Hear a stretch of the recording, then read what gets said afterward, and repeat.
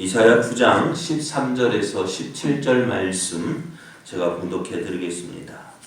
그리하여도 그 백성이 자기들을 치시는 이에게로 돌아오지 아니하며 만군의 여호와를 찾지 아니하도다. 그러므로 여호와께서 하루 사이에 이스라엘 중에서 머리와 꼬리와 종려나무 가지와 갈대를 끊으시리니 그 머리는 곧 장로와 존귀한 자요 그 꼬리는 곧 거짓말을 가르치는 선지자라. 백성을 인도하는 자가 그들을 미혹하니 인도를 받는 자들이 멸망을 당하는도다. 이 백성이 모두 경건하지 아니하며 악을 행하며 모든 입으로 망령되이 말하니 그러므로 주께서 그들의 장정들을 기뻐하지 아니하시며 그들의 고아와 가부를 긍휼히 여기지 아니하시리라. 그럴지라도 여호와의 진노가 돌아서지 아니하며 그의 손이 여전히 펴져 있으리라. 아멘. 할렐루야. 하나님의 은혜 안에서 새 날이 시작이 되었습니다. 오늘도 우리를 사랑하시는 하나님을 믿고 의지함으로 최고의 날 되시기를 예수님의 이름으로 축복합니다. 오늘 우리에게 주신 하나님 말씀을 통해서 환난을 만났을 때 하나님께로 돌이키는 것이 지혜입니다. 환난을 만났을 때 하나님께로 돌이키는 것이 지혜입니다. 이런 제목으로 하나님 말씀을 전가하겠습니다. 하나님께서 이스라엘을 사랑하셨습니다. 그래서 그들에게 말씀을 주셔요. 하나님께서 이스라엘에게 말씀을 주신 이유가 뭘까요? 아직도 그들을 버리지 않으셨다는 증거입니다. 아직도 그들을 사랑하신다는 증거입니다.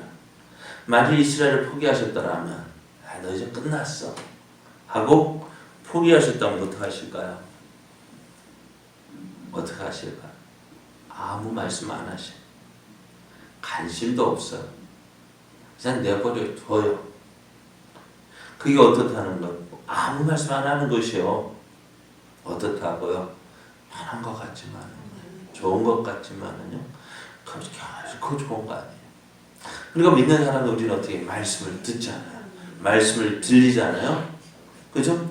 말씀을 듣고 말씀을 들리는 이유가 뭐야? 아직도 나를 사랑하신다는 증거예요. 그런데 믿지 않는 사람들은 아무리 말해도요. 듣지 않아요. 반응이 없어요. 하나님 말씀에도 저들 반응 없고 그러면 어떻게 하나님도 저들에게 아무런 말씀 안 하시는 거예요. 아무런 말씀 안 하시 저들이 어떻게 말씀에도 듣지 않는 그것이 어떻게 바로 심판이에요. 말씀을 들리지 않는 것, 또 말씀을 안 듣는 것, 그게 다 심판입니다. 하지만 하나님은 이스라엘을 포기할 수가 없어요. 왜 포기할 수 없을까요? 하나님께서 약속하셨기 때문에 그렇습니다. 하나님은 이스라엘을 내 백성으로 삼겠다 약속하셨고 그래서 하나님은 그 이스라엘을 포기할 수가 없는 거예요. 왜요? 하나님은 신실하신 하나님이기 때문에 그렇습니다. 그래서 하나님은 오늘도 이스라엘에게 말씀하십니다. 그렇지만 이스라엘은 어떻게 말씀을 듣는 이스라엘은 거만해졌고 안악한 마음으로 하나님 말씀을 들어도 무시하고 또 외면합니다. 그런 하나님은 어떻게 하실까요? 그런 하나님에게 진노하시고 그들의 대적을 통해서 고통을 주십니다. 오늘 우리에게 고통이 없었으면 좋겠는데 어려움이 없었으면 좋겠죠. 네? 힘든 일 없었으면 좋겠죠. 그럼에도 우리에게 힘든 일이 있고 어려움이 있는 이유가 뭘까? 무엇 때문일까요? 크게 두 가지를 생각해 볼 수 있어요. 하나는 좋은 것을 주시기 위해서 하나님께서 우리에게 좋은 것 주시기 위해서 연단하시는 거예요. 왜? 그 좋은 것을 받아 우리가 흔들리지 않을 것인지 우리의 믿음을 확인해 보시는 거예요. 아무리 좋은 걸 할지라도요, 내가 감당 못하면은 그거 좋은 게 아니에요. 맞아요? 틀려요? 그러니까 하나님께서 우리에게 좋은 것 주시기 위해서 우리의 믿음의 지경을 넓히시는 거예요. 우리의 기도의 지경을 넓히시는 거예요. 그리고 우리의 믿음을 확인하시고 복을 주시는 거예요. 어려운 일이 있을 때에 우리가 하나님, 내가 믿음 안에서 이 어려움을 잘 지낼 수 있도록 기도해야 합니다. 두 번째로 어려움이 있는 이유가 뭐냐? 오늘 우리의 잘못된 모습으로 인한 하나님의 징계입니다. 그래서 우리가 고통을 당할 때 먼저 연단이든 이러한 징계이든 우리의 모습을 돌아봐야 돼요. 믿는 사람은 어려운 일을 당할 때, 힘든 일을 만났을 때 어떻게 해요? 내 모습을 돌아봐야 합니다. 하나님의 징계는 하나님을 떠난 인생을 부르는 신호입니다. 어떻게 찾아와요? 대적을 통해서 찾아옵니다. 미운 사람이 내게 더 미운 짓을 해요. 아픔을 줘요. 괴로움을 줘요. 그것이 뭐냐? 우리를 찾으시는 하나님의 신호라는 거예요. 하나님께서 하나님 말씀을 듣지 않는 그 북이스라엘에게 그들의 대적, 그거예요. 아람 루신을 하나님께서 그 대적을 아람 루신과 동맹을 맺었잖아요. 이스라엘 백아가. 그런데 그 대적 누가? 아스르가 그 아람을 치고 또 계속해서 어떻게 해요? 북이스라엘을 공격해 올 거예요. 그것으로 인해서 괴로움을 당하고 고통을 당합니다. 그런데 그것을 어때요? 그것을 통해 하나님, 우리가 잘못했습니다 하고 돌이키면 되건만 그렇게 하지 않고 하나님께로 돌아오지도 않고 하나님을 찾지도 않았습니다. 이런 그들을 하나님 어떻게 하실까? 어떻게 할까요? 오늘 어제 말씀드렸던 것 같이 뒤에 보면 하나님께서 어떻게 여호와의 그럴지라도 여호와의 진노가 돌아서지 아니하며 그의 손을 여전히 펴져 있으리라 했습니다. 하나님의 심판은 언제까지 계속되어지느냐? 한번 혼냈다가 끝나는 것이 아니에요. 언제까지요? 돌이킬 때까지. 그리고 하나님은 자기를 찾으시는 하나님께로 돌아오지 않는 그들을 가운데서 머리와 꼬리를 끊으실 것이다. 또 정려나무와 갈대를 끊으신다고 하셨습니다. 머리와 꼬리는 뭘까요? 머리는 그 이스라엘 가운데 장로요, 존귀한 자라고 했고요. 또 꼬리는 거짓말을 하는 선지자라고 했습니다. 이들은 백성을 지도하는 사람입니다. 백성을 인도하는 사람입니다. 그런데 그들이 어떻게 해요? 백성을 인도하는 사람이, 지도하는 사람들이 어떻게 돼요? 왜 이들을 심판하실까요?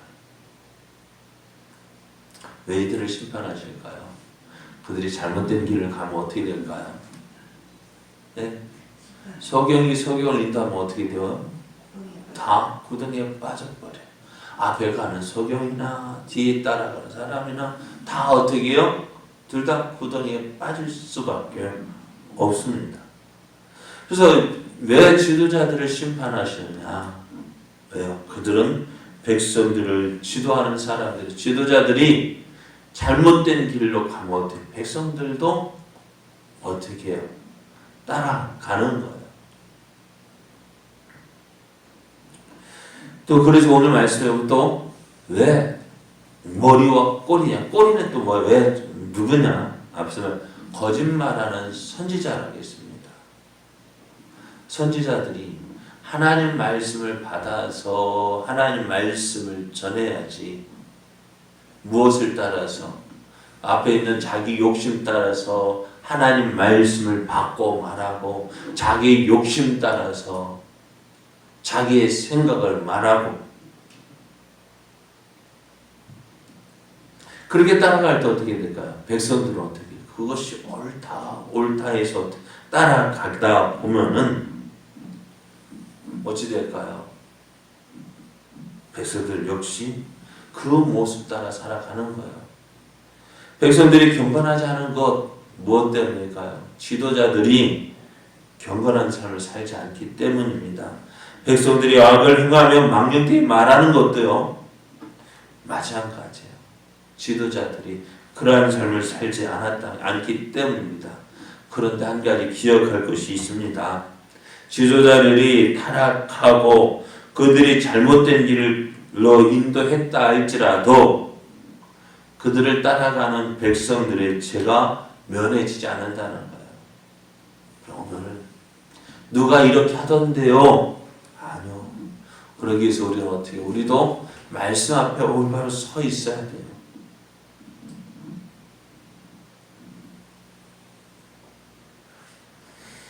이번에 저기서 대전이나 강주나 IM이 선교회 같은 데가 거기 그런 데가 있었습니다. 참 어떻게 보면은 제 생각은 그래요. 그건 하나님께서 우리의 교회의 민낯을 보여주신 것이다. 말은 선교하지만 그 선교가 뭘까? 다시 말하면 그 아이들 불러가지고 어떻게 했을까? 무엇을 위해서 했을까? 물론 선교의 목적이 있었겠죠. 그러나 한편으로는 무엇을 위해서? 자기 입속을 챙기기 위해서. 말은 선교지만 그런 모습을 행하지 않았을까? 요즘에 교회에서 사회복지를 많이 합니다. 그게 정말 복지가 되어야 될 텐데, 그것을 통해서 교회를 유지하기 위해서, 또 입속 챙기기 위해서 그것을 한다면은 그건 할 필요가 없어요. 그거 하려면 차라리 교회를 그만두고 그걸로 나가면 되지. 그렇지 않아요? 교회에서 영리사고 해서는 안 되고요. 그런 모습이 많이 보여지고 있어요. 그러니까 어떻게 보면 지금 이러한 일들이 코로나19가 계속되어지는 이유가 뭘까? 다시 다른 나라를 볼 것이 우리나라에 왜 이렇게 되어졌을까? 하나님께서 우리를 채찍질 하시는 거예요. 우리를 징계하시는 거예요. 하나님 이런 그들을 어떻게 해요? 하루 사이에 끊으신다고 하셨습니다. 하나님의 심판은 가짜스럽게, 불시에, 또 아무도 예상치 못한 가운데 심판이 있다는 것입니다. 이스라엘은 그들의 범죄의 자리에서 떠나지 않기 때문에 하나님의 심판에 대비할 시간을 갖지 못하고 불식간에 결국 돌이킬 수 없는 하나님의 심판에 직면하게 됩니다. 하나님께서 이스라엘 가운데 긍휼히 여길 자가 있다 했습니다. 어떤 사람이 긍휼히 여김을 받아야 한다고요? 고아와 가부들은 긍휼히 여김을 받아야 한다고 했습니다. 그런데요, 이런 하나님의 심판에서는요, 고아와 가부조차도 하나님 심판에서 긍휼하심을 받지 못하게 됩니다. 그렇다면 이스라엘은 하나님의 긍휼하심을 받을 자가 하나도 없다는 것입니다. 하나님 심판 앞에서는요, 어느 누구도 긍휼하심을 받지 못합니다. 그럼에도 오늘 성경 말씀이 그럴지라도 여호와의 진노가 돌아서지 아니하며 그의 손이 여전히 펴져 있으리라 하십니다. 회개하지 않을 때에, 돌이키지 않는다면 하나님은 그 심판의 손길을 거두지 않겠다 말씀합니다. 이것이 하나님의 의지입니다. 내가 왜 하나님이 왜 이렇게 징계하실까요? 왜 심판하실까요? 무엇 때문에요? 네? 돌아서라고요. 그러니까 저 예전에 우리도 자녀들 혼낼 때 왜 혼내요? 뭐 했다고? 너 어떻다고? 잘못했다고 인정할 때까지 아버지 잘못했어요. 그 소리 듣고 자는 거잖아요. 맞아요? 틀려요? 네? 잘못을 알고 잘못했습니다 인정하고 돌이키라는. 여러분 하나님은 어떻게 해요? 하나님께서 어떻게 하십니까? 그러할지라도 하나님의 진노가 징계가 이렇게 이스라엘 백성 국민하심을 받지 못하는 그 심판이 있다 할지라도 하나님은 어떤다? 여전히 그 진노가 돌아서지 않을 것이며 그의 손이 여전히 펴져 있을 것이다. 왜요? 회개하지 아니하면. 여러분 하나님 뜻이 이렇다고 한다면 어떻게 하는 것이 지혜로울까요?